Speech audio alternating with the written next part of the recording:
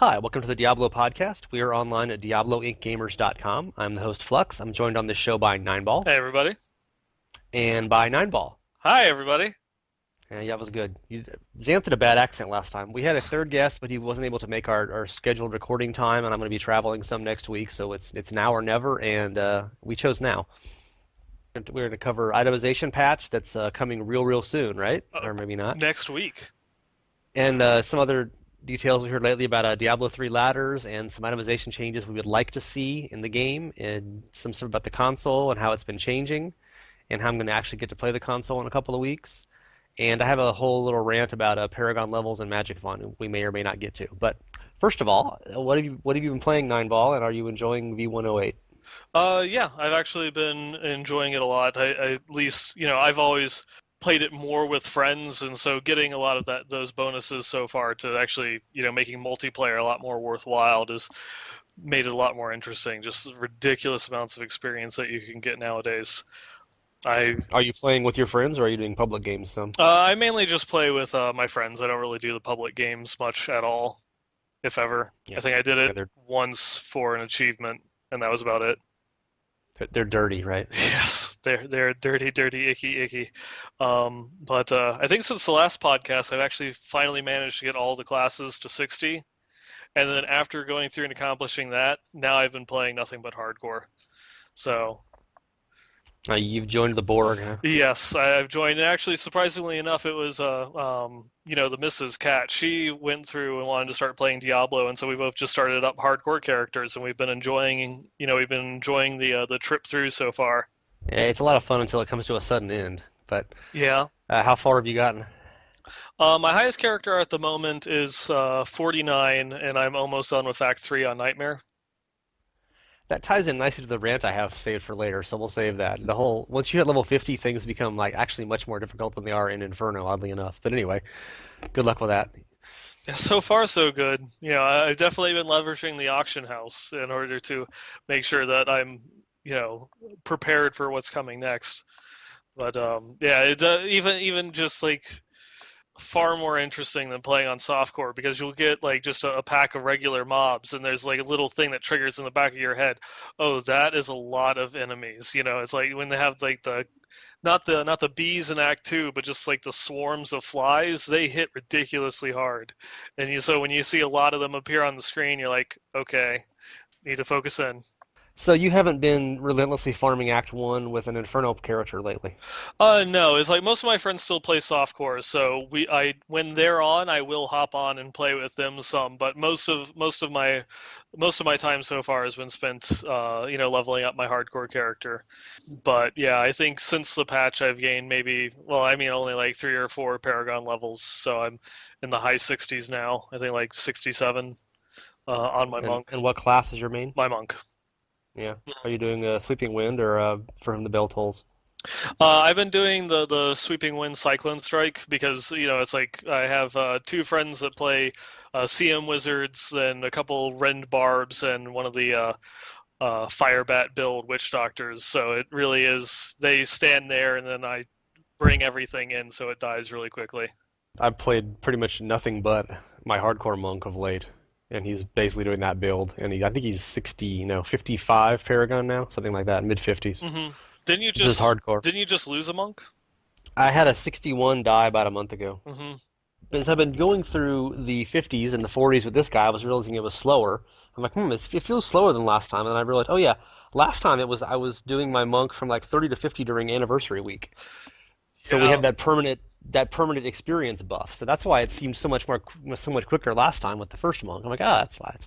Yeah, that experience buff was what pushed me to finish leveling my barbarian and then get my. I think in that weekend I got my witch doctor from 1 to like 55 in like a day or two. I have my I think it was just like on my barb, I had maybe like 15 hours to get him to level 60 because I'll play solo or just not private games. And I'll just play for a little bit, then he'll sit in town. But I think my witch doctor I got to 60 in under 11 hours, mainly because of Well, that buff. yeah, that and the Hellfire Ring and softcore, just boom, Yeah, no danger here.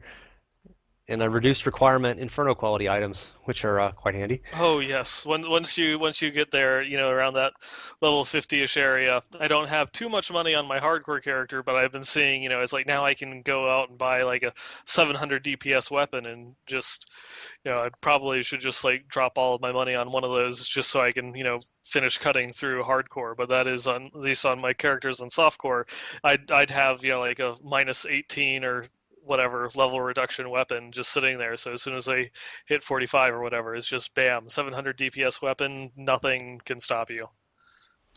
Yeah, because you don't have to worry about if you die or not. I'll get. I was going to save this for later. We might as well do it now Mm-hmm. since we're running into it. But I just really noticed this when my monk was going back through the 50s. My second hardcore monk. I've lost two demon hunters in the 50s in hardcore because of course demon hunters are very squishy in hardcore anyway. I don't really recommend the class at this Mm-hmm. point, but which is a pain because my first main in softcore was a demon hunter and I really enjoy them. They're just so squishy and you don't have any passives that preserve your life if bad things happen. Unlike every other class except for the barbarian who doesn't need them. Yeah. Yourself, as you go through normal and nightmare, if you use the auction house a little bit, you can consistently stay way above the level curve, especially if you have some decent rubies to socket in your weapons. Mm-hmm. It's just ridiculous how fast and how easily you can level up. And then, you get into the 50s in late Act 3, Act 4 nightmare. And then you get into hell. In my experience, you're like, oh, this will be easy. Now I can just plow through this and as you said, get a reduced requirement weapon, 700k DPS or something. And that's awesome, but you're way, way low on the EHP ratio. And, you have almost no resistances at that point.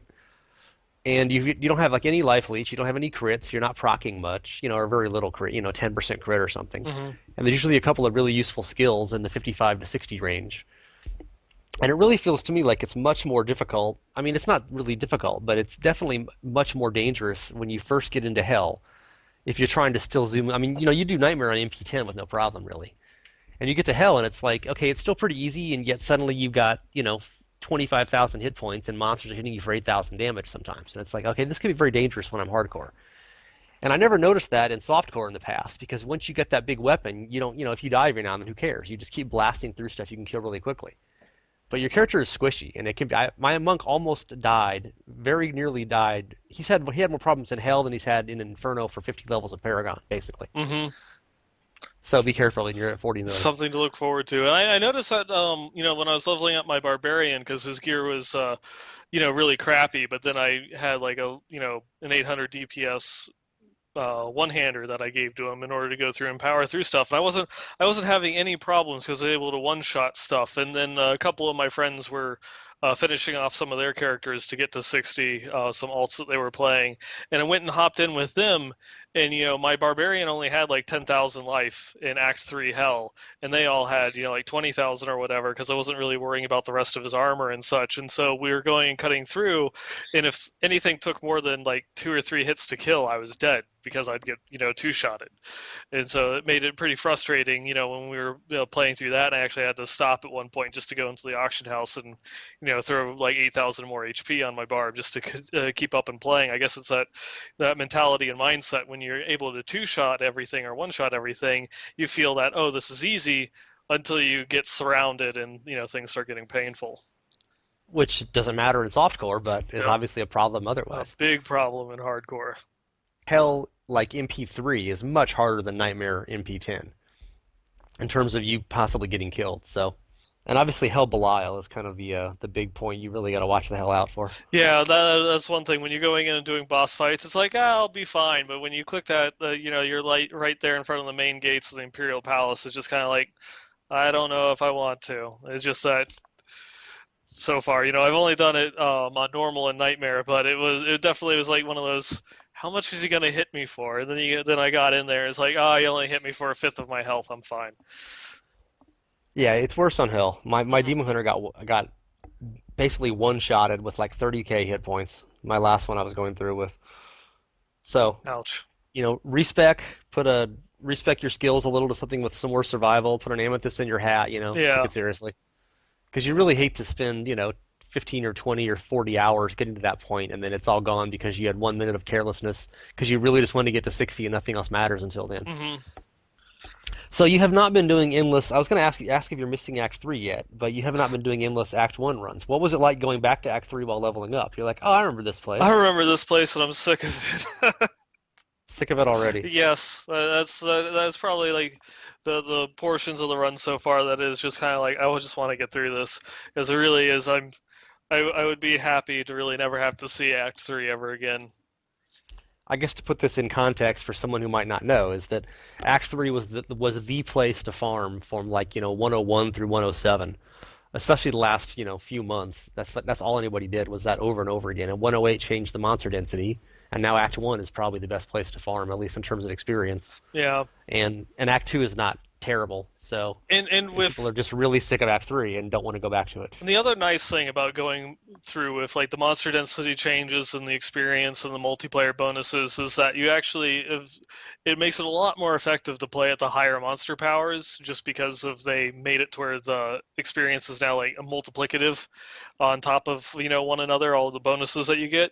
And so like even in the 60s, one act 1 run will get me a level as opposed to back in the day having to run act 3 like 6 or 7 times in order to get the same amount of experience. So it takes longer to do that single act 1 run, but you get more out of it, so it doesn't seem anywhere near as bad. And Act 1 is much easier with all the slow motion zombies, just the walking experience sacks, basically. Yeah, the only thing that's really ever a problem is if you aggro a couple trees in Fields of Misery while you have an elite pack. Yeah, you can also find some danger with berserkers in the later parts of it. If you get a big group of those, they hit pretty hard. That's actually how one of my demon hunters died at 52 or so. Got vortexed in 3 times in a row, and they went hammer, hammer, hammer time, and they could touch this as it turned out. But the one thing I've noticed doing, I've actually been doing Act 3 a little the last few days, just doing quick runs every now and then, because mainly I have like 15 keys from Act 1 and Act 2 and about 4 from Act 3. So I need to store up some of those for some infernal machine action. And the one annoying thing is you forget playing a monk, the Bloodstar curse that the witches put on you, the succubi, Hmm. looks almost exactly like the near-death experience cooldown. The icon that you show on the right side of your toolbar. Yeah. It's this little red. It's this little red and green square, and it's got a counter. Of course, the Bloodstar one counts down in like 10 seconds. Yeah, But you get kind of this peripheral vision. Occasionally, I'll get this huge pack of something, and you burst out of. You're like, oh, that was kind of close. I had to use my sanction, my serenity there. And you look, oh shit, I got into Yeet. And like, oh wait, no, I didn't. I never knew that. I've never used the talent before, so I never even knew that it put a debuff on you. Yeah, you'll find out once you get to Inferno at some Oh, point. But I yeah, will. I've been waiting until level 58 when I can actually use that on my hardcore monk. yeah, it's. I had never noticed it in softcore because I never used near death experience until I was playing hardcore, Hmm. and I haven't been in Act 3 for a long time, but it's almost identical looking. So I haven't actually had them both up next to each other to compare because that would be scary, but maybe someday. One day you'll have the joys of experiencing that. Yeah, I actually haven't been minding Act 3 that much. I guess I'd kind of gotten sick of Act 1 and Act 2 as well. So the only parts of Act 3 I always found really boring were the craters, the crater levels. I just kind of those annoy me for some reason. I like how Yeah. they look, but just the layout and the monsters, and those are no longer the super best levels because they nerfed the experience of Oh scorpions so yeah, they much. nerfed the hell out of the scorpions in there. Not just that, but also their drop rate. So it's not even as effective to just farm for items or experience. Which is good because I don't like those parts. So, but I always kind of like the keep. I mean, it's got mega skeletons, Hmm. and some of the I don't mind like Rakis Bridge and the Field of Slaughter is kind of fun. So I've just been kind of doing those to get stacked up, and then I just do Stone 4 real quick and hope for some luck on the boss. But it's really not bad experience. I mean, I'm getting I play like a 15-minute game and I'll get about 20 tomes of secret and usually get a unique or so every now and then. And I'm not getting any keys though, so they hate me in that act. But anyway, I'll get them at some point. What monster power are you playing on? I'm doing it on 2. Okay, yeah, that would On take a couple of runs to get a key. Yeah, well, it's only 20% chance, Yeah. but I'm doing this. My monk has got max MF, so I've got 425% MF at this point on that MP, and it's hardcore, so obviously you can't push your luck too much. So what you'll find, it'd be interesting if you get a I have my biggest character in softcore was a monk, and I have basically the same build in hardcore, but it's I'll look at the monk in softcore. I think it was Paragon 80 or 82 or something. Haven't played him in a while, but you'll look and it's like, oh, look how different my gear is. You've got 300 more resistance, and obviously you have less damage in hardcore, but it can be interesting to see how have you rebuilt the same thing with your priorities have changed quite a bit. Oh yeah, definitely. I think it was there was something that I saw around the webs the other day about like a group of Koreans had beaten the the Ubers, I think, on Monster Power 10, and they all had like 77, 80,000 hit points. Yet I think there was one that was just like ridiculous. There was a monk that had 80,000 hit points and almost 200,000 damage, like just with like 700 to all resist or something along those lines. It was like just the value of that gear on hard, what it would be on hardcore, because of like softcore, that man is walking around with like a trillion gold worth of gear or something. Yeah, I know a guy who plays a monk who's got 115,000 hit points. So Oh 80, my god. 80 doesn't seem high to me. I'm like, is that all? And that's with an amethyst in his hat. But hmm I mean, my monk's got. I mean, I'm running MF. I mean, I guess people are curious what the difference is in hardcore and softcore. But I mean, with max MF, so I'm using rings and I'm using a hat that doesn't have all the stats. I'm way down on stats basically, and I'm at about 58k hit points, and I think he's got about 97k DPS. And a monk DPS is much lower than other classes, basically across the board. But it's much more effective in some ways because you get so many little hits. Yeah. And And I have no problem with MP2 on that. I did solo Ubers a couple weeks ago on MP4 with this character with a little different gear. I had like 70k hit points in that. But I mean, people just value vitality much more, and people seem like they really min max more in hardcore because every little point well, matters. yeah, So because you have to. If you skimp on something, you're dead, and then you have to do it all over. moving on. Itemization patch coming soon. You're excited about that? You can't wait? Oh, Be like next week or something, I right? am holding my breath. I am holding my breath for that one. It's only gonna be what they said sometime after BlizzCon, so that's just a little whiles away, isn't it? Yeah. So somebody was at E3 and talked to Josh, the JM. Like our old D3 head was JW, and now it's a JM. So they turned that frown upside down, right? And I he never he thought of said that. that, yeah, well, that's why I get me the big bucks, That dude. is why you get the big bucks. He was there, and Travis Day was there as well. hmm And even though it was at night, so I guess it was Travis night. We turned it upside down too. Okay, that doesn't work. Anyway, they said that I think it was Travis he actually quoted saying, "Oh, itemization is a huge thing, and we're working on the patch, but it's not going to be out until after BlizzCon at least, which is 5 months from now."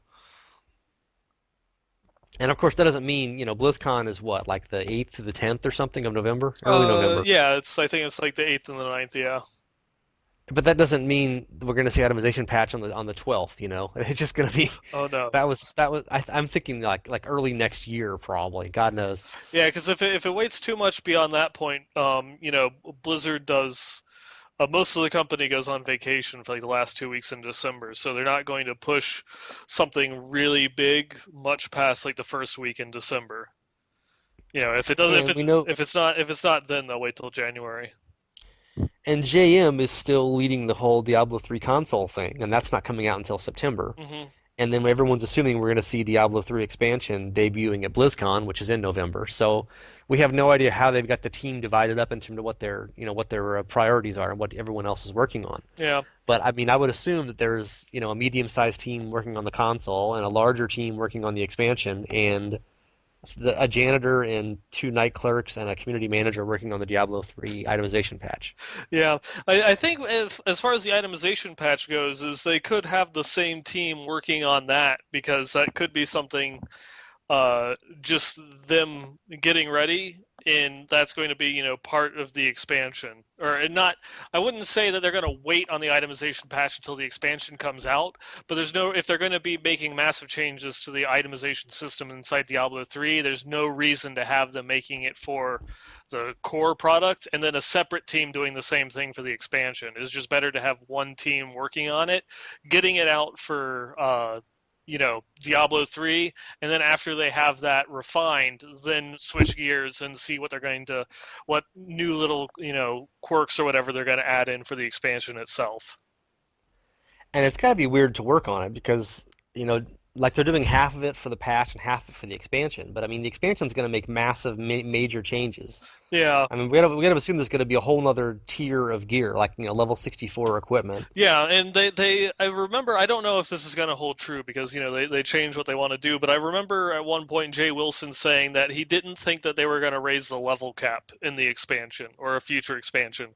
That they would keep it, the level cap at 60, but then just raise the item levels in order to get the better gear.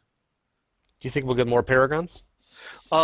I'm not sure. Go to It's 125 or 150 or something? they could. One of the things I was talking with some of my friends like just a few weeks ago. It's like with the what will they do with the Paragon levels in the expansion? Because at that rate, the Paragon levels created a nice, you know, I guess meta goal for you to achieve inside the game because you already hit 60, but now it's something that you can go through and grind out and start doing. And I I don't really want to. This sounds like negative when I say it, but like artificial content. Although it's something that, of course, we've all been leveling Paragon levels, so it's something that we find fun and engaging.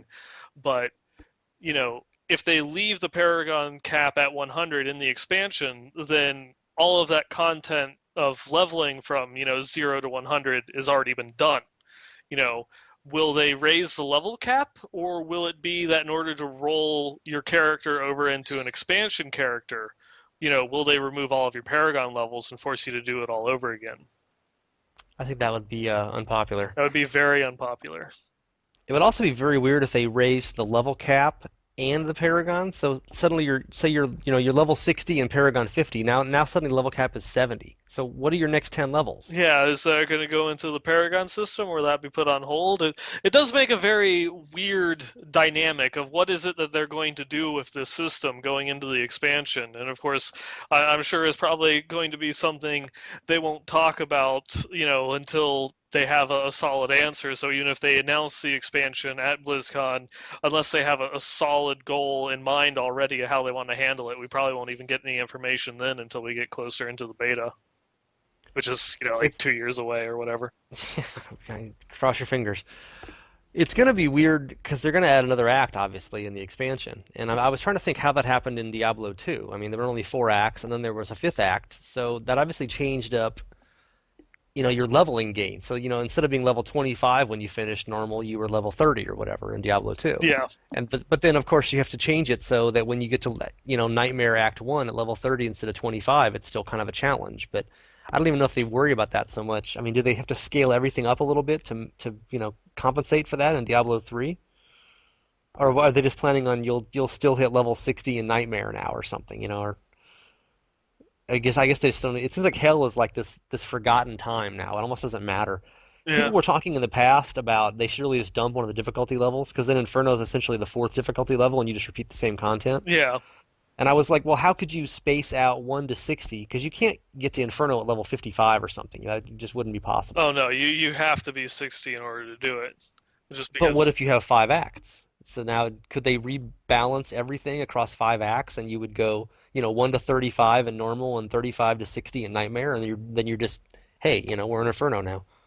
I guess, I mean, the other way that they could do it is just leave it as it is now, and it would create a little bit, I guess, a little bit of a roller coaster unless they actually did space it out, because you would level up to a certain point and then you'd hit the diminishing returns on the experience gains, with the unless they had that new act continue that experience curve up into where like Act 5 gives you the same amount of experience as Act 1 Nightmare or Act 1 Hell, and kind of so you would hit a point where you stopped leveling somewhere through Act 1, or they could just make it, they keep the scale going through all of it, readjust it for Nightmare and Hell, and you're just expected to be level 60 like when you walk into Hell, in or like into Act 2 Hell or whatever. Because I mean, most of my characters I'm level 60 early into Act 3, and if they just add a couple new acts for the previous difficulties, you'd kill Leoric and ding 60 and kind of introduce you to the Paragon system before you got into Inferno, and make Hell more of a, I guess it really would just be at that point, like you said earlier, is just forgotten as more of just a stepping stone in between the leveling process and getting into Inferno for the grind.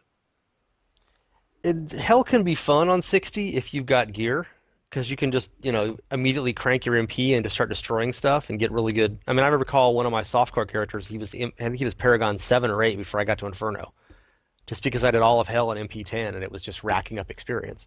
But of course, you won't find a single item worth keeping, nor do you get Tomes of Secret, nor do you get any of the other Inferno stuff. Hmm. So really, you're just playing through it, just it's just an experience punching bag. Yeah. But that's not entirely fulfilling. Of course, I guess plenty of people could argue that Inferno is the same thing now, given how hard it is to find gear upgrades. But that's a topic for another topic, which we're going to get to in a minute. Yep, when they put that itemization patch out, they'll make it to where lower level legendaries can drop at higher levels based, but it would be based on whatever the level of the act that you're in at the moment is. So just imagine, going through hell on your way to getting to Inferno, and you had a really good low level legendary dropped, but then it rolled with hell stats instead of Inferno stats. Yeah, now you'd be vexed, except of course you never find legendaries until Inferno anyway, so it's irrelevant. But speaking of itemization stuff, we were talking about that earlier a little bit about how they must be doing the patch, and they're going to make a bunch of big changes in the expansion. We're going to get the Mystic back, and we're going to get, probably enchanting of items in some ways, and maybe ways to add sockets. And, Hmm.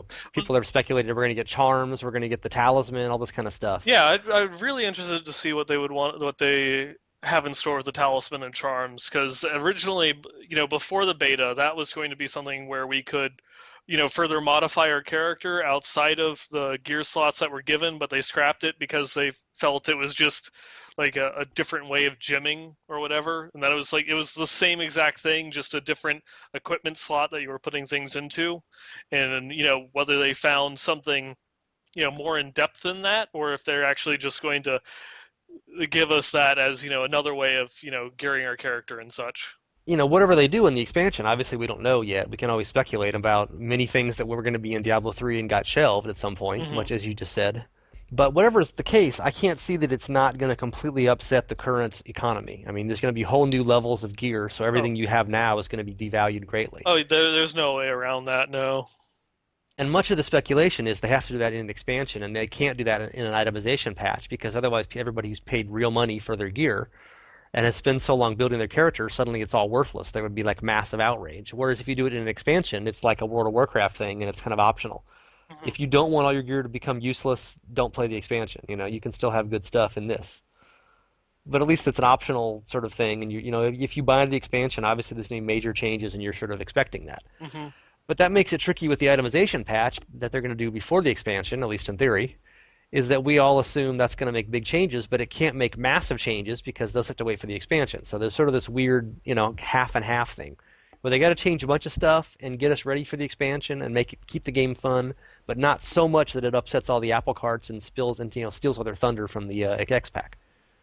Yeah, definitely. It's like they wouldn't be able to like change.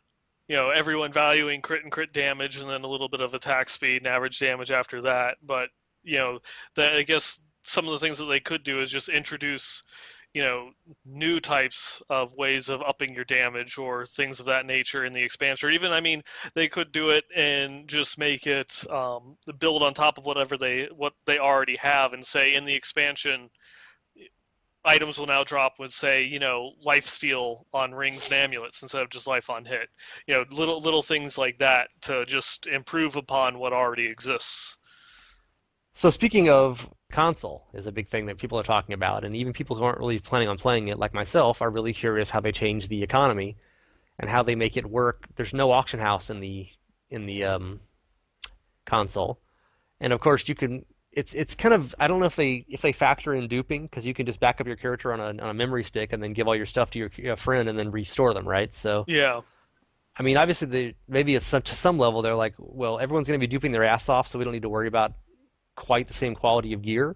But in theory, I guess they have to balance it for a legit player doing self-found sort of thing, and Was that dropping good enough gear and legendaries frequently enough. So you were mentioning the console earlier. I mean, how can you envision the drop rates changing to make that possible? well? One of the things that they're doing with the console is one of the intents of the big itemization patch that we've been talking about, in that they're going to lower the number of rares that we have dropping. but they're also going to focus in on the stats, and so that way, even though we'll see less, the quality will be greater, across the board. So they'll narrow in, it's like instead of being able to roll, say, between like 40 dexterity and 200 dexterity on an item, they'll make it to where it drops, between like, say, 150 and 200. So that way there's a much greater chance that the items themselves being better by having a narrower field that they can roll from. And that's one of the things that is going to be implemented in the console. There won't be as many rares dropping, but, for the most part, they'll be better. And we'll just have to see how that ends up working out, because that still doesn't remove the possibility that you find a pair of bracers with 200 dexterity, and then like 20 arcane resistance, health globe pickup range plus health globe, a chance on hit to knockback, and like a chance on hit to fear, and it being worthless because it didn't roll vitality, all resist, and crit on it. Of course, I mean the whole problem with making a game like Diablo, where you've got such randomization to items, is you have to find this, this perfect balance of, enough randomization that every single item is not good, but not so much that you never get anything good. Mm-hmm. And what of course what you think is good is just a factor of what's available. And when there's an auction house, everything becomes it has to be, 99.999% quality or else it's crap. Yep. The game has gotten a lot easier in patches over time. I mean, it's much more possible to play self-found now than it was at launch, back when the whole gear check and Inferno nightmare was going on. Oh yeah, That's just nightmare in the metaphoric sense, not the actual level, because it wasn't that bad. But Inferno was the bad one. I yeah. think you ranted about that in the past. Oh yes, many times about how I ended up eventually just having to play a different class in order to get Yeah, through Inferno. yeah. They're going to be more rares, less quality. And one of the other things they've mentioned is actually I said that Other, backwards. yeah, Fewer rares, more quality. Yeah, it'd be funny if you got used to the console and played the PC. You're like, what's all this crap I'm finding? Why are there so many yellow items here? uh huh. But as you said, they're going to make one of the things they've been promising is making legendaries. You'll find the high level legendaries earlier in the game at lower stats, and vice versa. And we didn't know about the Did second one. One of the screenshots they just released from the console is the guy found a calamity at level 31. yeah? I never even noticed that. I remember them talking about finding the lower level ones at higher level, but not about the higher level ones at lower level. They hadn't until that calamity screenshot was the first I'd heard of I it. had completely missed this. And it was I did a special news post about it just for people to notice.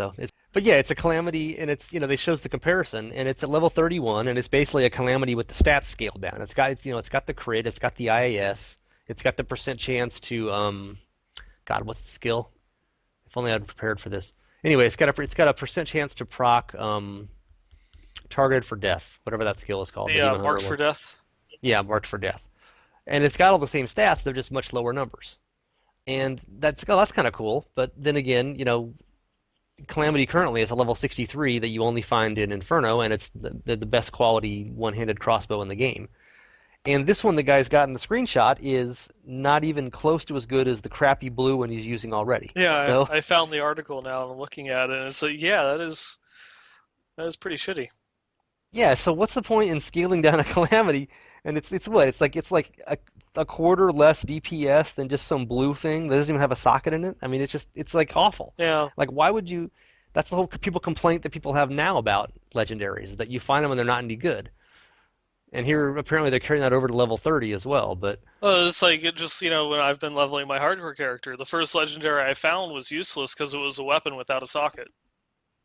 yeah, Yeah, so I mean, it was, even though it was more base damage than the weapon that I was using because I couldn't put a ruby into it. It was like 50 DPS less than what I was using. and you'll know that Calamity is both. But hey, it has 8 max discipline, which is great at level 30, right? Yeah, and that's not worth the DPS, Yeah. but what can you do? But I mean, I did a whole post about that when Travis first mentioned that. Like his example was, if you find a Hell Rack, you should be excited because maybe it'll be better than a Bariza with not Bariza. What the hell? Calamity. C word. Hmm. Highest level crossbow in the game. God, I've only used them 500 times on my Demon Hunter. I haven't played Demon Hunter in months, so here we go. Anyway, Travis's point was that you would be able to find like the level 60 or 61 legendaries, and they will be better than a 63 potentially with stats rolling up. And I said, okay, that's awesome, but you actually look at them, and there are about 5 legendaries in the whole game that really seems to apply to. Like a level 60 or 61 that's got like a really good inherent bonus. You just can't use it because the damage isn't high enough, Hmm. or the armor or whatever. The vast majority of them don't have good inherent bonuses, and the DPS is too low. So even if it had like 500 crit, or 500 dex or whatever, you still wouldn't use it because the comparative ones got IAS and crit chance or something. So it just seems like they need to do a lot more of that. And I guess the same thing will be true if you start finding level 60, if you find Vile Wards at level 35. I mean, it'll be better than the shoulder you would have found anyway, but the vast majority of legendaries don't do anything that you can't get in that same slot, except for maybe IAS or something. Yeah, something like a witching hour that just offers stats that aren't normally available to that piece of gear.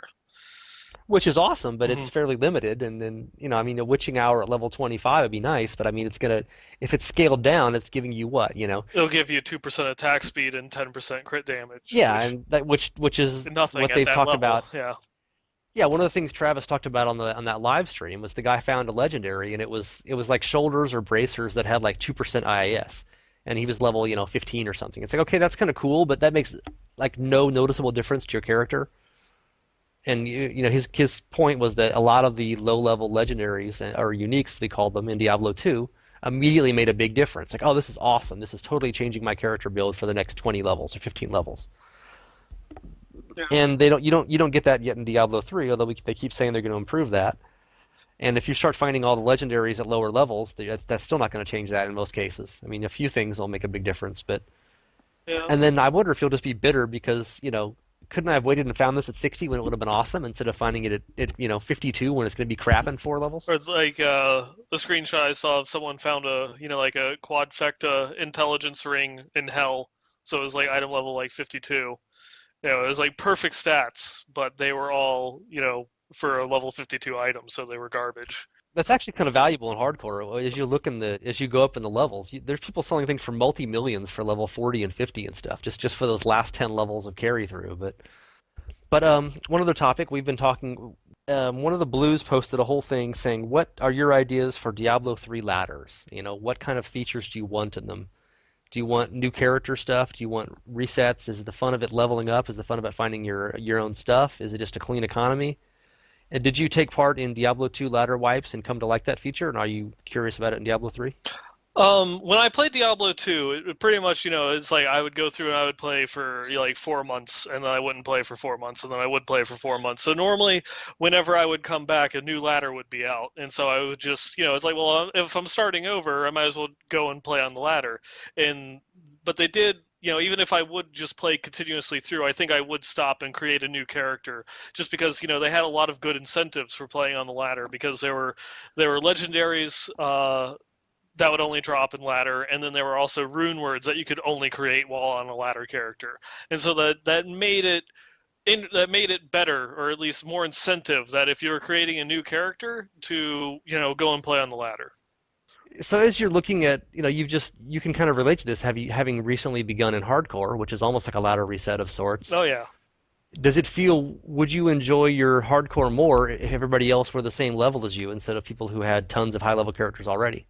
Or do you even care because you're playing with friends? You're not Yeah, part of it's the like public games yeah, really. for me, I'm just playing with friends, so it doesn't really impact me one way or the other. Except you've got a huge auction house full of really affordable gear you can zoom up through, which Mm. makes it nice. Yeah, that is true, and it's I'm sure the prices nowadays, that even though inflation has caused the prices to go up, I'm sure just the fact that there's more available has forced the prices down, further than the inflation has brought it. So that at least makes it more affordable for me leveling up a new character after it's already been there. But on the flip side of it, if I was in there from the beginning, I would have been able to have taken advantage of a fresh economy of finding items, like really good items the first time that I could charge whatever I wanted to for it because no one else could offer the same thing. There's been crazy deflation in hardcore the last month or so. Things have gotten vastly cheaper at the high end. So I think it's a good time to be getting towards Inferno. When I first got my first monk into hardcore, like 2 months ago, 2 or 3 months ago, the absolute cheapest, I mean, just for instance, the absolute cheapest Inya's hat in the entire auction house was 2 million gold. And that was like, 80-20 stats. I mean, just crappy Mm-hmm. stats. Currently, that helm is like 100,000 right now. I mean, everything has dropped. You can get tons, and I mean, for a while, fiery brimstones were 300k. So there was not a single, level 60 plus legendary for less than like 330k. Yeah. The, And now those are selling for 85. So there's tons of uniques for 100 gold, 100k gold. yeah. And really, and everything that used to cost, 10, 20, 30 million is now like 4 or 5 million. It's gotten really cheaper to gear up. But the high end stuff has stayed the same or actually increased. So it's a weird sort of the bottom has really sunk though. But I mean, I'm having trouble making gold now. I mean, I was easily able to go from nothing to 200 million in the past, Hmm. and I'd probably with the same amount of stuff sold now, I'd be at 40 million. Just because it was, I mean, you'd find anything like any Inya's pants you found was like 15, 18, 20 million or up, Hmm. and now they're like 2.5 million, Oh, which is great. It's a buyer's market, not a seller's yeah. market. So What do you think has caused that? Do you think it might be more people playing hardcore, more people getting into it, just or just yeah, just lots more people I think are finding stuff. I mean, used to check. I remember looking for months when I was first on there, looking for unities with dexterity and IAS, and there was one ever that I ever saw in the entire auction house, and it was like 1.5 or 2 trillion gold usually. They just didn't exist, and now you'll look and there's like 15 of them. So I think there's just so many more people playing, and people have gotten more successful, and the game's gotten easier in 108, and you can find more stuff. You can get more experience and more MF in multiplayer games. yeah?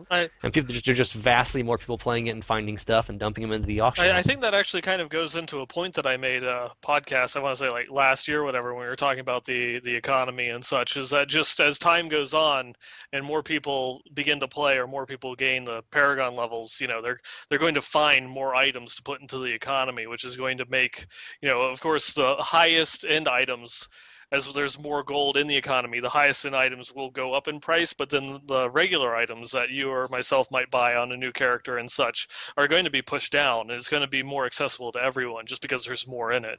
And it's also become weird because they didn't increase the max gold price in the auction house above 2 billion. So basically, really good gear now is not sold in the auction house.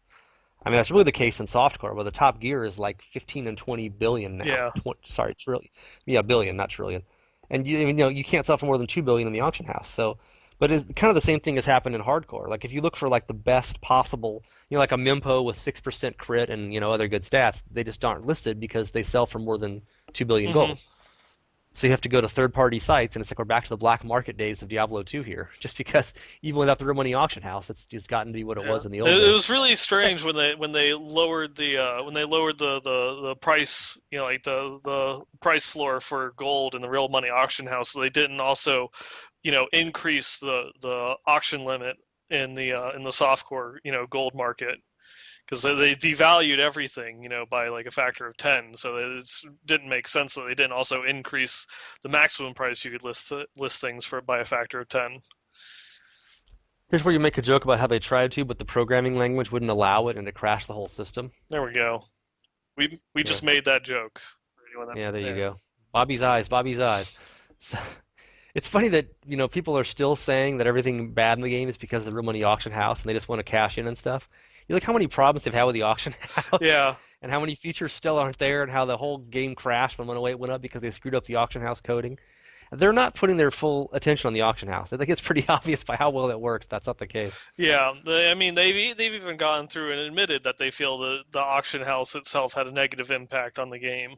Though they also, in the same breath, said they're not really sure how they could have done it differently, and that it just kind of was like a necessary evil. But I mean, they're definitely pulling the focus away from the auction house and just putting it into the game itself.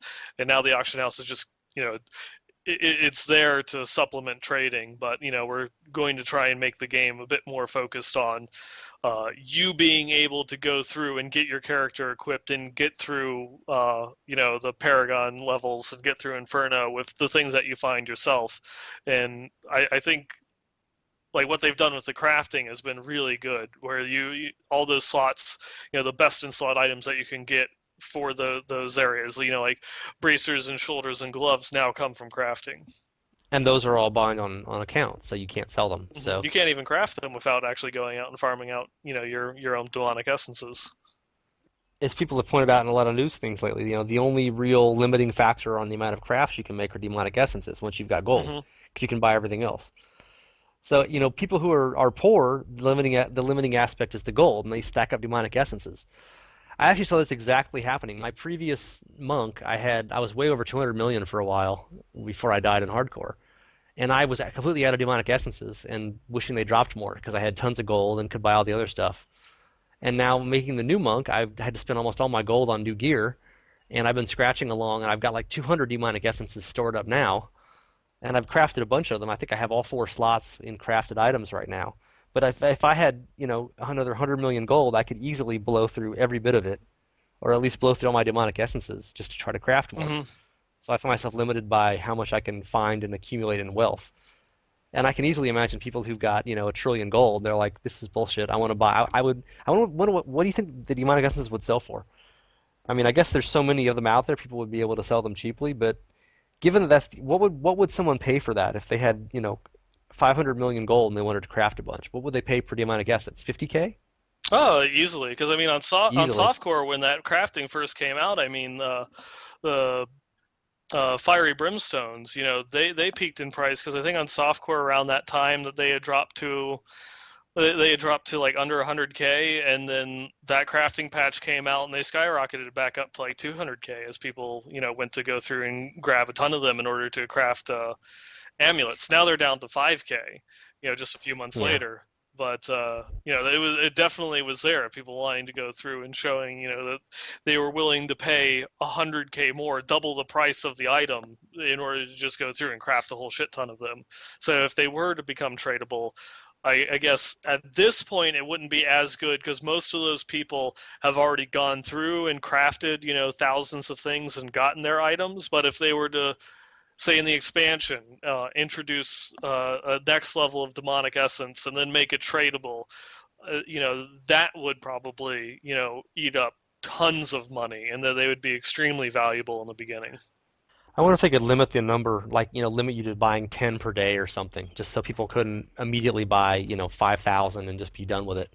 If they could keep in a market that was available, or if it was only 10 per day, maybe you could just find them yourself. But I guess they could, but I mean, I don't really see there would be much of a point in doing that. It really should be, like, if it's tradable, it should be tradable with no limits, and let the people with money spend as much as they want, to go through and get it. That will benefit the people that are selling, and it will just transition money around in the market.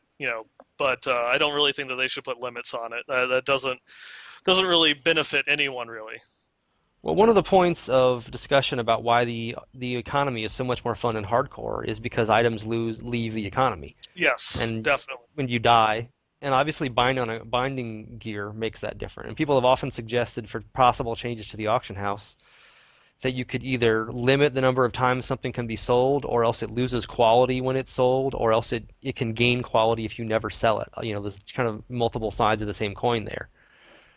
But I do wonder if they put something in to create some sort of item turnover at some point in softcore, because otherwise there's just nothing and everything builds up forever of higher and higher Yeah, and quality. I think that goes back into the discussion of like having a ladder system where it is in Diablo 2 it mainly was used as a resetting of the economy because there's really nothing else that they could do in order to fix the economy. And I mean it really is going to be the same. The expansion will reset the economy in terms of the valuation of items. It won't change anything in how much money people have in order to go into it, but it will give everyone kind of equal starting place. That someone that doesn't have any money now in the expansion, they could find something that's would be better than what is the best gear now, but is halfway decent in the expansion. And at the getting into the ground floor and being able to sell it for a ton of money, and get themselves up into that level of income. So what if everything in the auction house in the expansion, all of the level 64 gear, assuming that's what we Yeah. get, is loses 5% of quality each time it's sold? Uh, Or if you can designate it, when you first find it, somehow I don't know how the tooltip would even work with that, mhm. but it could show here's what this item is. If you put this in the auction house, here's what it's going to become. Eh, I mean, would that encourage people to keep gear? Would that be a benefit to self-find? Would that I would that at least help the economy some with some gear leaving Well, it? that would definitely benefit, self find, but I think that the way that like the softcore and the softcore market is itself, or it has itself set up now, that you really wouldn't be able to implement a system like that and have it be received in any way or be received positively in any way by the community. Everyone would just absolutely hate that. Why would I be penalized, for actually like using the trading and stuff that you being Blizzard, put into the game? It probably would be better for them that the expansion will go through and kind of reset the economy in certain terms, and then if they want to do a second expansion, that will reset it again, and then after that, after they're done with their expansions, then transition over to a ladder system where like once a year, once every 6 months, so how whatever feels good, the game itself resets. And so that way the entire economy resets, and it kind of at that point would be solving itself. It's not the best solution, it's not something that I would like, but with the way that it's set up now, there's really no way of taking items out of the economy that would really work well without um, making something consumable, to actually take items out of the economy, because there's crafting where you actually have to disenchant the items, but that obviously doesn't work too well because we're disenchanting a bunch of stuff that has no value anyways. So we're adding value to things that are valueless.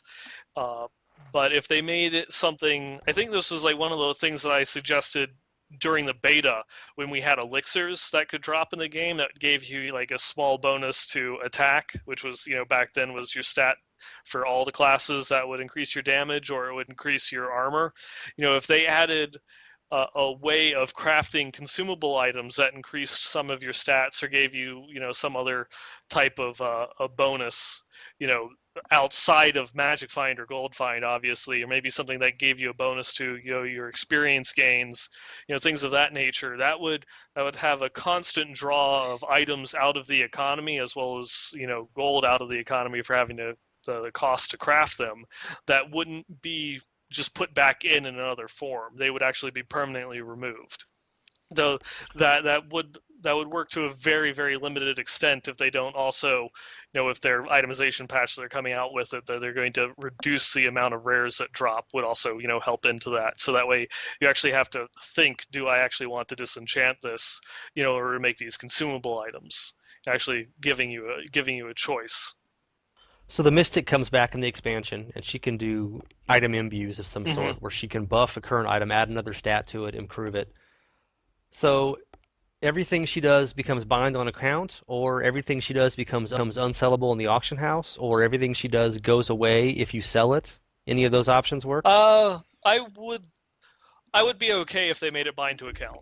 Like if they made it bind to account, I think that would be fine, and that would be fair and something that the community could accept, because you're not really going to want to imbue it, especially if they say made imbuing expensive, like not Marquise gym level expensive, but maybe 5 million gold in order to imbue, and cost like 100 tomes of secrets or whatever. That you're only going to use that on good items or something that you're going to keep or hold on to anyways.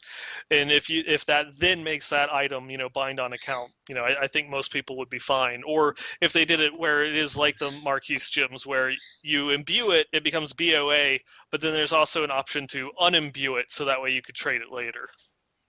Yeah, then you get into how does the tooltip work, and if people understand what they're doing. And I'm a big fan of the idea of a self-found bonus, where if you find something yourself and continue using it, maybe even on the same character, not even on your account. I mean, I guess that'd probably be too harsh for most people, but that you get some kind of a bonus. It's like 2% better on all stats or something like Mm-hmm. that. And I guess that's sort of the other side of the coin of items losing value when you sell them. But it does seem like it'll be fun to like. I have like 3 items in my current monk that I actually found myself, and I always feel proud when I'm using them. It's like, oh, look at this! I actually found this myself. And it's maybe it's about the same. I have an armor that's worth like 60 million that I could replacement cost or whatever. But and I probably wouldn't buy the exact same one anyway. But that I found it myself makes me happier, and it's like, oh, it's kind of cool. And it just seems like if everything that you found had some slight bonus over what you got in the auction house, then at least that would make that a little more viable. I could definitely understand the sentiments. It's like, so, like with my softcore character, I like the fact that I'm using crafted bracers that I made on my own.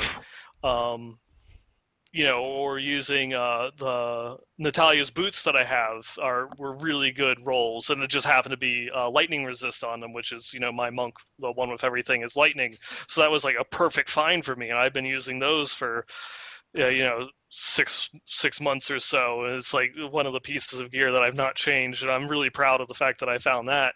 But I don't know how they would implement something like that unless they did just say, add in you could have a softcore or hardcore or a softcore or hardcore self-found mode, where it disables, all forms of trading and everything becomes BOA. Yeah, some people think BOA is the worst thing ever, and some people think I think it's a useful feature in a lot of ways because you can make items be better than you could otherwise, like the crafting stuff. If that was all sellable, the entire auction house would just be sellable, would just be Oh crafted yeah, stuff, it's You'd have no reason to craft your own. You just buy what's yeah, there. it's an interesting way of removing things from the economy. Yeah, you'll never be able to fully combat inflation in a game like Diablo, but just having, limiters to the rate of inflation is a good thing. It's something that they might not be able to do so much at this point, but it's definitely things that the developers should really be thinking about in terms of the expansion. But speaking of the console, have you played the console? Are you curious to play the console, or are you just interested in how the economy I, I changes? I guess the biggest thing that I'm interested in the console, in addition to I guess gleaming some ideas of what they want to do with itemization in the future, is um, there's a couple of mechanics in it that don't exist in the PC version, namely the ability to dodge. It's like you can flick one of the analog sticks in the controller and you'll dodge in that direction. I think it has like a short cooldown or whatever, but it's so that way you can actually, it feels much more like a console action title where you can dodge out of the way of attacks, as opposed to the current system in the PC version is kind of like the exact opposite of that, where if the attack animation starts on a monster, you're going to get hit by it even if you're on the other side of the screen, like popping vault or whatever. Where now it actually, the console will reward you for having the quick reflexes. And I'm wondering if that actually succeeds and is popular feature, not even just will we see the dodge mechanic on the PC side of things, but will we also see just they'll change the way that the attack system works on the PC side, so that way we can actually dodge out of attacks. If we see a monster rearing back for an attack like a zombie or whatever, if we move out of its attack radius, will we not get hit by it anymore?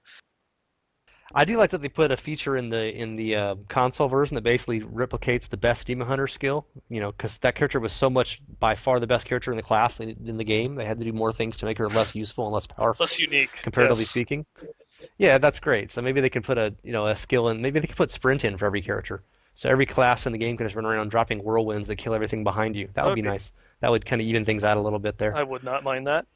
Is there anything that you could see that would make you want to buy it, or are you just curious? At this point, I'm really just curious. I think like an excellent, say, like party game, where if you have a bunch of people over and you actually want to go through and play, like just play a video game on the console or whatever, because there's so few titles nowadays that actually let you do like say 4-player co-op anymore. It's either a single player and the co-op is only online, or you could do at most like two people on the same console. So just being able to have, up to four people play at the same time, is interesting in that respect. But you know, they would have to do something to give me incentive as someone that already owns it on the PC to want to buy it on the console, because at this point it's like, well, I'd just be buying the whole same game again without being able to access the hundreds of hours that I've already put on the PC side of things. So why do I want to buy it on the console?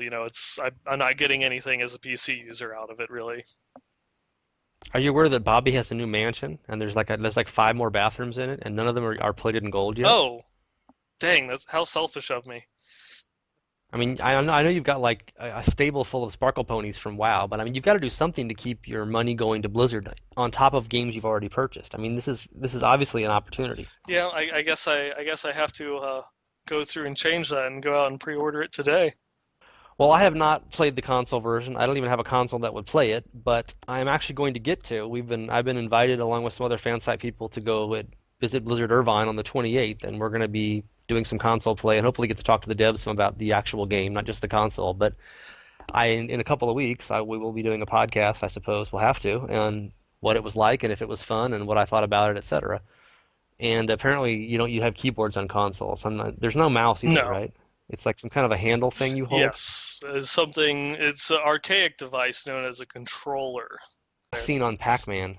No, actually, I have played a console in memory. I did play Halo quite a bit at a friend's house some years ago, but that's about the last time I played a console. So we'll see if my ancient thumbs can manage the device. But anyway, that'll be fun to do, and I'm sure you'll be desperately eager to hear my thoughts on that. So Hmm. same bat time and bat channel, Well, etc. definitely when you're there, ask the developers. My question is that what incentives are they going to give a PC user to want to buy the console version of the game?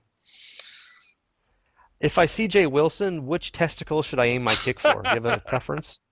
On behalf of all Diablo players everywhere? uh, I guess for me personally, I have nothing against the guy, so I guess it probably isn't the response that you or some of the listeners might be, hoping for. But yeah, I never really had anything with Jay Wilson, and for me, when he left, it was kind of just a neutral thing because it was like, well, I don't hate the guy, but it'll be interesting to see what someone new would do.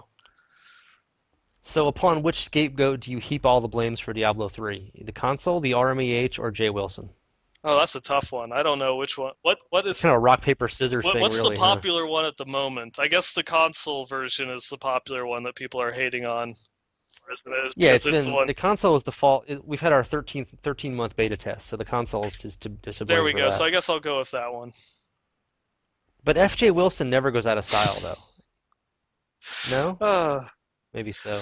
I don't blame Jay for many of the problems either, but I would like to be have a conversation with some of the devs about some of the decisions Oh, made. But definitely. There, it's funny there, whenever there are a lot of it's questions, that would I would love to have answered in the beginning, from the beginning days, and it's like, oh, we balanced the game till it was unbeatable, and then we doubled it, type things. okay. So you do blame Jay Wilson. I just heard we doubled it there. That means you blame Jay. Okay, it's all his fault. Okay, we've gone long enough here. Any last thought? You're just cranking along on hardcore, and you can't wait to get to Yeah, Inferno. I'm really looking forward to seeing what Inferno's going to be like. I believe that this actually is like my third hardcore character because I've had another one that died, two that died in the teens, another one died at 30. But hopefully getting there to 60. I think this will be the one, and I'll die in the Paragons. Thanks for your time, and you've been listening to the Diablo podcast. We are online at diabloincgamers.com. Chirp, Moo, tweet. moo. Yeah, we heard your bird kick in halfway through. That was Yeah, nice. It gave us the feel of being yep. there. There was something. Someone was listening.